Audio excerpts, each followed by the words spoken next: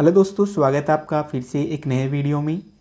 आज की इस वीडियो में हम पढ़ेंगे प्रैक्टिस सेट सेकंड के काफ़ी इंपॉर्टेंट क्वेश्चंस को, जो कि आपके लिए आरआरबी की एग्ज़ाम के लिए काफ़ी महत्वपूर्ण है। तो वीडियो के एंड तक बनी रही है। सभी इम्पोर्टेंट क्वेश्चंस को देखने के लिए मैंने हर एक क्वेश्चन को एक्सप्लेन भी किया है, तो अच्छे से समझ में आ जाए आपको। तो आइए शुरू करते हैं आज के इस वीडियो लेक्चर को बिना किसी टाइम वेस्ट के। वीडियो शुरू करने से पहले आपसे एक रिक्वेस्ट है कि चैनल को सब्सक्राइब करके बेल आइकन को प्रेस कर लीजिए। क्वेश्चन नंबर फर्स्ट है, X rays and gamma rays have significant penetrating power due to their. X rays और गामा रेज की एक सिग्निफिकेंट पेनिट्रेशन पावर होती है, वो किसके कारण होती है? ऑप्शन ए है short wavelength, B medium wavelength, C wide range of wavelength, D none of these. तो यहाँ पर इसका राइट आंसर होगा ऑप्शन ए शॉर्ट वेवलेंथ, क्योंकि जितनी ज़्यादा रेडिएशन की एनर्जी होती है उतनी ही उसकी वेवलेंथ होती है। तो हाईएस्ट जो एनर्जी की रेडिएशन की कैटेगरी के अंदर आती है अपने एक्स रेज और गामा रेज। और ये जो निकालते हैं अपन ई बराबर एस न्यू से, और न्यू बराबर सी बाई लेमडा होता है। एच और सी यानी प्लांक कांस्टेंट, और ये सी लाइट की वेलोसिटी है वो कांस्टेंट होती है। तो E is proportional to 1 by lambda आता है, यानी कि तरंगदैर्ध्य। जब एनर्जी किसी की ज़्यादा होती है तो उसकी उतनी ही कम तरंगदैर्ध्य होती है, ये आपको याद रखना है। क्वेश्चन नंबर सेकंड है, द नंबर ऑफ एक्स-रेज और gamma photons that are transmitted through a material depend on the. क्वेश्चन में पूछा गया है कि किसी मटेरियल से ट्रांसमिट होने वाले एक्स-रेज और गामा रेज के नंबर्स किस पे डिपेंड करते हैं। ऑप्शन ए है the energy of the photons, B है the thickness of the material, C है atomic number of the material. तो यहाँ पर इसका राइट आंसर होगा option D all of these, क्योंकि ये जो सारे फैक्टर्स होती हैं, रेडिएशन की एनर्जी कितनी है, ज़्यादा एनर्जी होगी तो उसकी पेनिट्रेशन पावर ज़्यादा होगी, तो नंबर ऑफ एक्सरे फोटॉन्स भी ज़्यादा निकल के उससे बाहर आएंगे। थिकनेस है मटेरियल की, वो जितनी कम होगी तो उससे कोई भी रेडिएशन है वो जल्दी पास आउट हो जाएगी, ठीक है। और एटॉमिक नंबर जितना कम होगा उस मटेरियल का, तो वो उतने ही नंबर ऑफ एक्सरे फोटॉन्स उससे पास आउट हो पाएंगे, ठीक है। क्वेश्चन नंबर थर्ड है, dash dash dash is the beam modifying device used for a tilt of isotope curve from normal position. Khalistan beam modification device का उपयोग हम आइसोटोप कर्व को उसकी नॉर्मल पोजीशन से टिल्ट करने के लिए यूज करते हैं। ऑप्शन ए है वेज, बी कॉलीमेटर, सी डायफ्राम, डी सेरेबर्ड ब्लॉक्स। तो यहाँ पर इसका राइट आंसर होगा वेज, क्योंकि यहाँ पर हम वेज फिल्टर्स का इस्तेमाल करते हैं किसी भी आइसोटोप कर्व को उसकी नॉर्मल पोजीशन से कुछ एंगल के ऊपर टिल्ट करने के लिए। As you can see in this diagram, कोई भी बीम आ रहा था तो उसको जैसे ही हमने इसके ऊपर डाला वेज के ऊपर, तो ये वेज क्या करता है, अपनी जो थिकनेस होती है उसके अकॉर्डिंग उसको टिल्ट कर देता है एक एंगल के ऊपर, ठीक है, थीटा एंगल के ऊपर। तो वेज फिल्टर्स क्या होते हैं, एक बीम मॉडिफिकेशन डिवाइस होती हैं जो कि प्रोग्रेसिव डिक्रीज लाते हैं किसी भी बीम की इंटेंसिटी के अंदर। रिजल्टेंट उसका आइसोटोप कर्व क्या होता है, किसी भी डिजायरेबल डायरेक्शन के अंदर टिल्ट हो जाता है। यहाँ पर डायफ्राम होता है जो उसका इस्तेमाल किया जाता है साइज एंड शेप को देने के लिए किसी भी एक्सरे बीम की। और कॉलीमेटर आप सबको पता होगा एक्सरे के अंदर यूज किया जाता है रेडिएशन के आउटपुट को बढ़ाने के लिए या कम करने के लिए। सेरेबर्ड ब्लॉक्स होती हैं, वो अनवांटेड बीम को क्या करते हैं, सील्ड करते हैं ताकि पेशेंट को अनवांटेड डोज ना लग सके। क्वेश्चन नंबर फोर्थ है, the inherent filtration of the X ray tube is equivalent to. यहाँ पर पूछा गया है कि एक्सरे ट्यूब का जो इनहेरेंट फिल्ट्रेशन होता है वो किसके बराबर होता है। ऑप्शन ए है less than 0.5 mm aluminium, B है 0.5 to 1 mm एल्यूमिनियम, सी है 1.5 to 1.5 mm एल्यूमिनियम, डी है 2.5 mm एल्यूमिनियम। तो यहाँ पर इसका राइट आंसर होगा दोस्तों क्वेश्चन नंबर 4 का option number B 0.5 to 1 mm aluminium. देखिए जो फिल्ट्रेशन होता है एक्सरे ट्यूब का टोटल फिल्ट्रेशन, वो इनहेरेंट फिल्ट्रेशन यानी आंतरिक फिल्ट्रेशन और एडेड फिल्ट्रेशन यानी कि हमने बाहर से कितना फिल्ट्रेशन ऐड किया है किसी मेटल का, कितने थिकनेस हमने यूज़ की है उसके ऊपर डिपेंड करता है। तो आप देख सकते हैं टोटल फिल्ट्रेशन, इनहेरेंट फिल्ट्रेशन और एडेड फिल्ट्रेशन का जोड़ के निकाला जाता है। और ये डिपेंड करता है जो फिल्ट्रेशन लेते हैं अपन, टोटल फिल्ट्रेशन वो कितनी मतलब कितना अपन को फिल्ट्रेशन ऐड करना, वो डिपेंड करता है बीम की एनर्जी के ऊपर। आप देख सकते हैं below 50 kVp, 50 to 70 kVp and above 70 kVp। उसके लिए 0.5 mm एल्यूमिनियम है, 1.5 mm एल्यूमिनियम और 2.5 mm एल्यूमिनियम। तो ये टोटल फिल्ट्रेशन दिया गया है। इनहेरेंट फिल्ट्रेशन उसके जो ग्लास ट्यूब होती हैं, ट्यूब का जो ग्लास होता है आंतरिक, उसके कारण होता है, ठीक है। और एडेड फिल्ट्रेशन हमने जो भी मेटल ऐड की है उसके बीम के रास्ते के अंदर, ठीक है, ताकि जो अनवांटेड रेडिएशन होती हैं, कम रेडिएशन के फोटॉन्स होते हैं या फिर हमें अधिक रेडिएशन के फोटॉन्स को रिमूव करना, उस हिसाब से फिल्टर लगाया जाता है जिसको अपन एडेड फिल्ट्रेशन कहते हैं। और टोटल फिल्ट्रेशन कितना आता है, ये अबाउ 70 kVp के ऊपर 2.5 mm एल्यूमिनियम। अब क्वेश्चन नंबर 5 है modality of choice in patients with breast implant. Breast implant वाले पेशेंट्स के लिए निम्न में से कौन सी मॉडलिटी एक अच्छी चॉइस होगी? ऑप्शन ए है मामोग्राफी, बी है एमआरआई, सी है सीटी स्कैन एंड डी है नन ऑफ दीज। तो यहाँ पर इसका राइट आंसर होगा मेमोग्राफी। आप सब लोगों को पता होगा कि कोई भी इम्प्लांट होता है मेटलिक इम्प्लांट, तो एमआरआई तो हम कर नहीं सकते उसके लिए, और सीटी स्कैन होता है उसके हाई रेडिएशन की होती है, उसके अंदर डोज ज़्यादा लगती है, में रेडिएशन की जो पेनिट्रेशन पावर होती है वो हायर होती है, तो इसलिए अपन सीटी स्कैन का अपन यूज़ नहीं कर सकते, क्योंकि ब्रेस्ट के अंदर क्या होते हैं, सॉफ्ट टिश्यूज होती हैं। तो सबसे बेस्ट चॉइस होती है मेमोग्राफी, ठीक है। आप ये इसकी एक्सप्लेनेशन देख सकते हैं। क्वेश्चन नंबर 6 है the CT scanner was invented. CT scan की खोज किसने की थी? Option A Benjamin Franklin, B Jen Hounsfield, C Paul C Lauterbur and D Gustav Bucky. तो इसका राइट आंसर है जेन हॉन्सफील्ड। सब लोग, अधिकतर लोग इसको जानते भी होंगे। इसी ने क्या किया था, सीटी स्कैनर को इन्वेंशन किया था, ठीक है। क्वेश्चन नंबर 7 है dash is the cheapest and most commonly used imaging modality in the initial staging of Hodgkin disease. Hodgkin disease की प्रारंभिक अवस्था के अंदर सबसे ज़्यादा और सस्ती जो मॉडलिटी है उसका जो इस्तेमाल किया जाता है वो कौन सी है? ऑप्शन ए है CT scan, B MRI scan, C ultrasonography and D PET scan. तो यहाँ पर इसका राइट आंसर होगा option number A CT scan. देखिए सीटी स्कैन का ही इस्तेमाल इसकी इनिशियल स्टेज होती है हॉजकिन डिजीज़ की, उसको डिटेक्ट करने के लिए किया जाता है, ठीक है। पैट स्कैन एक चीपेस्ट नहीं हो सकती, ना ही एमआरआई चीपेस्ट हो सकती है। सीटी स्कैन क्या है, सभी जगह मिल जाती है, और अल्ट्रासाउंड के थ्रू अपन इसको डिटेक्ट नहीं कर सकते हैं हॉजकिन डिजीज़ को, ठीक है। तो सीटी most commonly used imaging modality है जो मैलिग्नेंट लिम्फोमाज होते हैं उनके लिए, और ये सभी जगह में अवेलेबल होती है। क्वेश्चन नंबर 8 है frequency of ultrasound use in medical practice. Medical practice के लिए अल्ट्रासाउंड की जो फ्रिक्वेंसी होती है वो कितनी यूज़ की जाती है? ऑप्शन ए है 1 to 15 मेगाहर्ट्ज, बी है 0 to 20 megahertz, C 20 to 50 megahertz and D 20 to 50 megahertz. यहाँ पर आप 20 to 100 कर लीजिए या 50 to 100 कर लीजिए, ठीक है, 50 to 100 मेगाहर्ट्ज। तो दोस्तों यहाँ पर इसका राइट आंसर होगा option number B 0 to 20 megahertz. आप सब लोग जानते भी होंगे कि जो इससे जो कम की ध्वनि होती है उसको ही अपन सुन सकते हैं, इसके ऊपर की ध्वनि होती है, इस रेंज के अंदर मेगाहर्ट्ज के अंदर जो ध्वनि होती है उनको अपन सुन नहीं सकते, और ऐसी जो ध्वनि होती है, साउंड्स होती हैं, उन्हीं को अपन क्या कहते हैं, अल्ट्रासाउंड कहते हैं। और अल्ट्रासाउंड के अंदर 0 से 20 मेगाहर्ट्ज की जो फ्रीक्वेंसी रेंज के अंदर जो साउंड वेव्स आती है उनका इस्तेमाल करते हैं।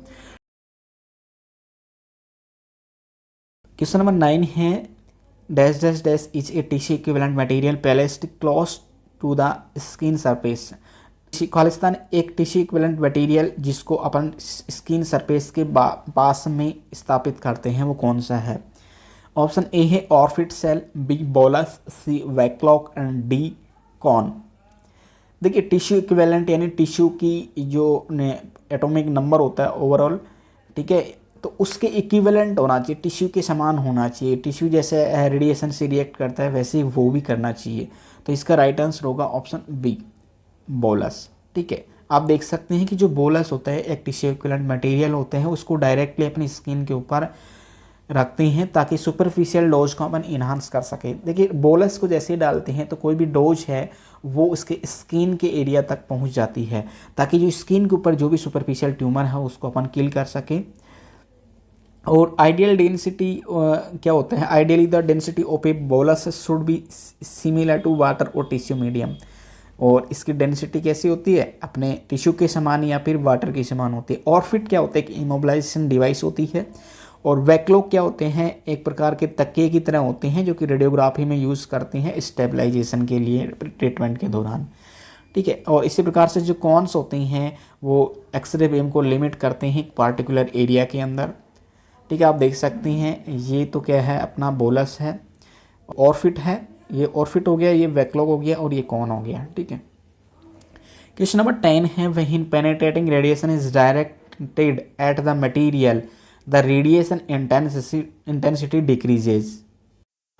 यह क्वेश्चन में पूछा गया है कि जब एक पेनिट्रेटिंग रेडिएशन डायरेक्ट किसी मटेरियल के ऊपर डलती है तो उसकी रेडिएशन की इंटेंसिटी के अंदर डिक्रीज आता है, वो किसके कारण आता है। ऑप्शन ए है decrease exponentially with increasing material thickness, B है increase linearly with increasing material thickness, C है decrease linearly with increasing material thickness, option D है नन ऑफ दी अबाउ, इनमें से कोई नहीं। तो यहाँ पर इसका राइट आंसर होगा option A, decrease exponentially with increasing material thickness. देखिए जैसे ही अपन मटेरियल की थिकनेस को इंक्रीज करते हैं तो जो रेडिएशन की इंटेंसिटी होती है वो भी धीरे धीरे क्या होने लगती है, डिक्रीज होने लगती है, क्योंकि रेडिएशन का क्या हो रहा है वहाँ पर, एटीन्यूएशन हो रहा है, रेडिएशन ज़्यादा एटीन्यूएट हो रही है वहाँ पर, ठीक है।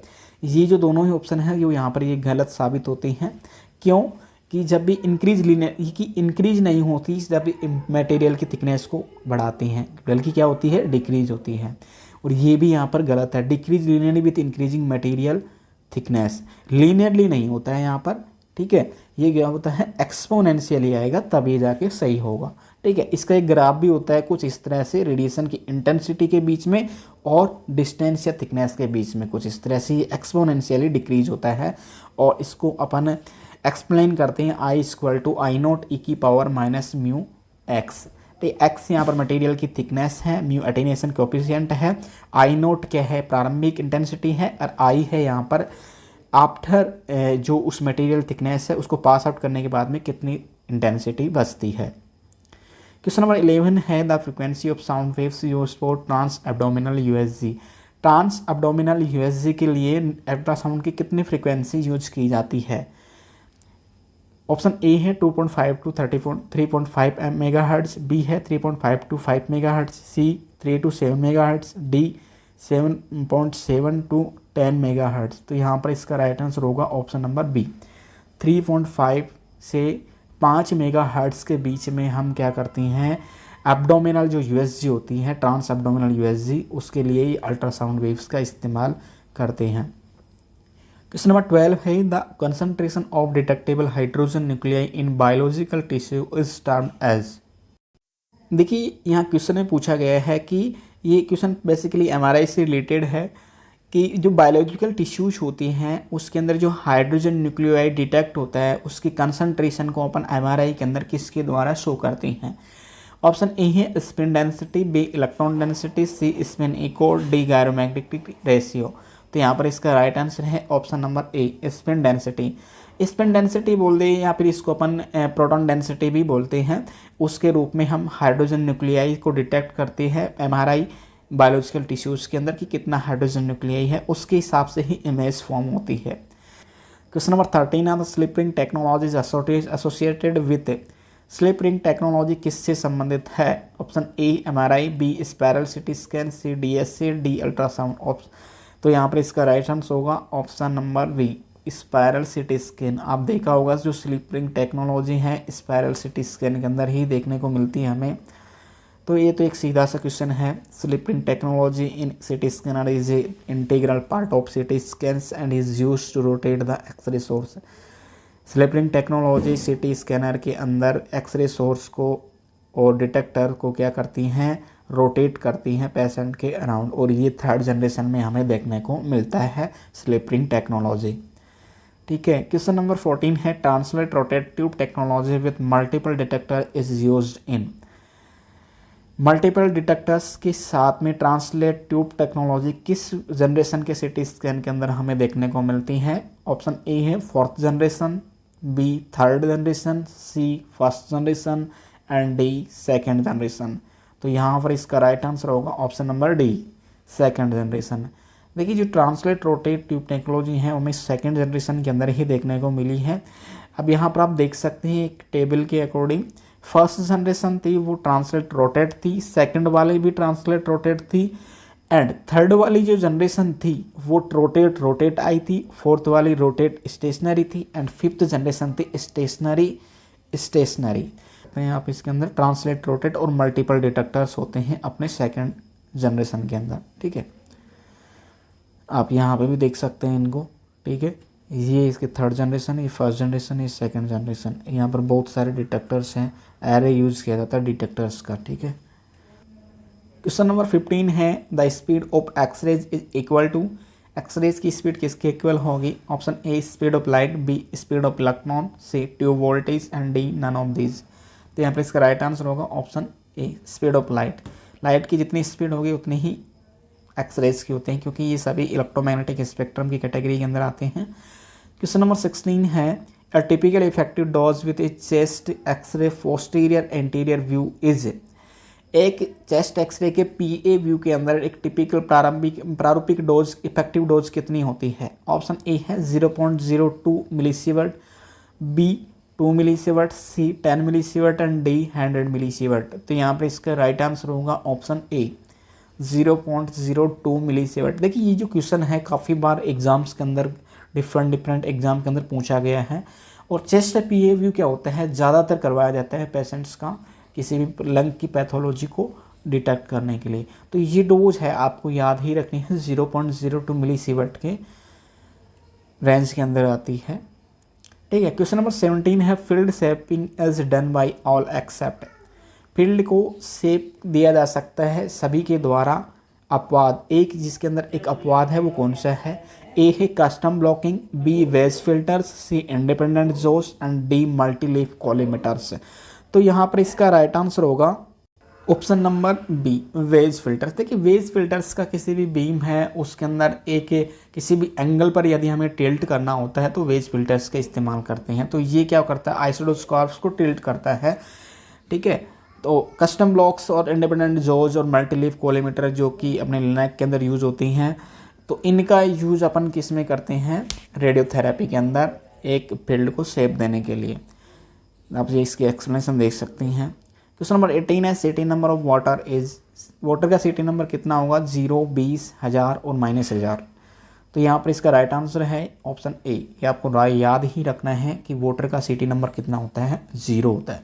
ठीक है, आप यहाँ पर अलग अलग सीटी नंबर देख सकते हैं। एयर का -1000 होता है, लंग्स का -500 होता है, 500 होता है सॉरी, और वाटर का 0 होता है, ब्लड का 30 to 45 अप्रोक्सीमेट होता है, और सॉफ्ट टिश्यूज़ का 100 से 300 होता है, बोन का 700 to 300। लेकिन यहाँ पर क्या होता है कि जो बेसिकली जो क्वेश्चन पूछा जाता है वो एयर के बारे में पूछेगा या तो आपसे, या फिर वाटर के बारे में पूछेगा। इन दो ही के बारे में ज़्यादातर क्वेश्चन पूछता है, या फिर अपने बॉन के बारे में कि इनका सीटी नंबर या हॉर्सपावर यूनिट कितनी होती है। Question number 19 in a linear accelerator a photon beam passes from the source to the exit from the gantry head in the order. ये क्वेश्चन में पूछा गया है कि एक लीनियर एक्सेलरेटर के अंदर एक फोटोन बीम गैंट्री के सोर्स पॉइंट से लेके एग्जिट तक पहुंचने का जो ऑर्डर होता है वो क्या होता है? ऑप्शन ए है प्राइमरी कॉलीमीटर, प्राइमरी कॉलीमीटर से आयन चैम्बर, आयन चैम्बर से फिल्टर, फिल्टर से एमएलसी। ऑप्शन बी है प्राइमरी कॉलीमीटर, प्राइमरी कॉलीमीटर से फिल्टर, फिल्टर से आयन चैम्बर, आयन चैम्बर से एमएलसी। ऑप्शन सी है प्राइमरी कॉलीमीटर, प्राइमरी कॉलीमीटर से एमएलसी, एमएलसी से फिल्टर, फिल्टर से ion chamber. And option D है फिल्टर, फिल्टर से प्राइमरी कॉलीमीटर, प्राइमरी कॉलीमीटर से एमएलसी और एमएलसी से आयन चैम्बर। तो यहाँ पर दोस्तों इसका राइट आंसर होगा ऑप्शन बी।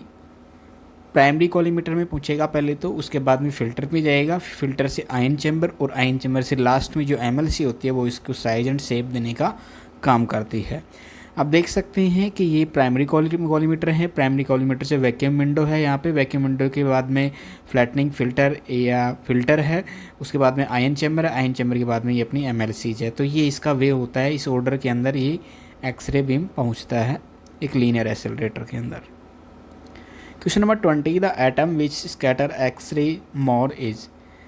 क्वेश्चन में पूछा गया है कि वह है परमाणु जो कि एक्सरेज को ज़्यादा स्कैटरिंग करता है। Option A lead, B hydrogen, C sodium and D tin. तो यहाँ पर इसका राइट आंसर होगा ऑप्शन ए, लेड। देखिए लेड होता है उसका परमाणु क्रमांक बहुत अधिक होता है और उसकी डेंसिटी भी बहुत हाई होती है। इस कारण से ये जो सबसे ज़्यादा इंट्रैक्शंस होते हैं मटेरियल के साथ में, इसके साथ में जो एक्सरेज होती हैं वो जो सबसे ज़्यादा क्या करती हैं, इंट्रैक्शन करती हैं। वो सबसे ज़्यादा 5 प्रकार के इंट्रैक्शन करती है। तो उसके दौरान क्या होता है, एक्सरेज की स्कैटरिंग सबसे ज़्यादा होती है। तो एज ए रिजल्ट अपन क्या करते हैं, लेड को एक शील्डिंग मटेरियल के रूप में इस्तेमाल करते हैं।